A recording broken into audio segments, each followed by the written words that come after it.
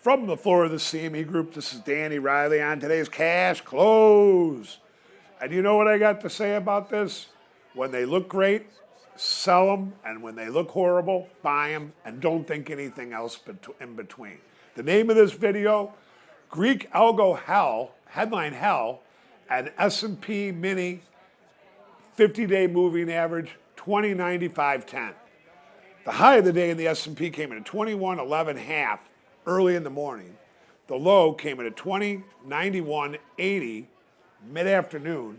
And last, we're 2093 even. We're down 23 points, or handles. Total volume, we've got 1.6 million minis traded and 6,000 big S&Ps traded in the pit. And I want to remind everybody, 6,000 S&Ps didn't trade in the pit. Most of that was against options, or S&P options.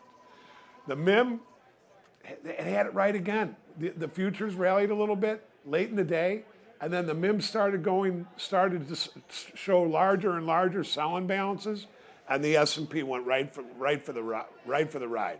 The MIM was showing about 710 million to sell, and the actual MOC came out to sell 860 million. Tomorrow we've got the jobs number, we've got William Dudley from the Fed speaking, and we've got consumer credit. Now look, it's not looking too good for me on my up week and you know, running these buy stops above 21, 22 even.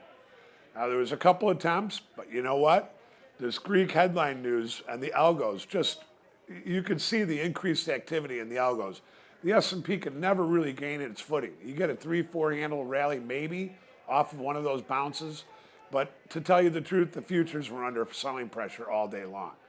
Now, the PitBull said early on, and I put this into the chat room today, early, I put it in later on Twitter, that the PitBull said that the internals were kind of weak. And I'll tell you what, that was when the futures were around 2108. So he was pretty right on that. Now, tomorrow, the non-farm payroll estimate is 215,000. The way the futures are set up as we're talking right now, going up a little bit, I get the feeling that there's still a little bit more downside left in here. I just get that feeling that maybe what will happen, a good number or a bad number, they may just end up selling the S&P in the first part of the day tomorrow.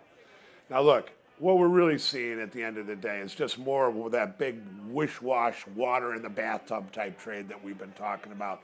And you know, the other part about this, and I can continue to say this, is that we continue to see the same prices over and over and over and over. That said, volume is picking up a little bit, volatility is picking up a little bit, and we're going into this jobs number still right around 2,100 in the S&P. We'll leave it like that. We'll see you tomorrow on the opening print.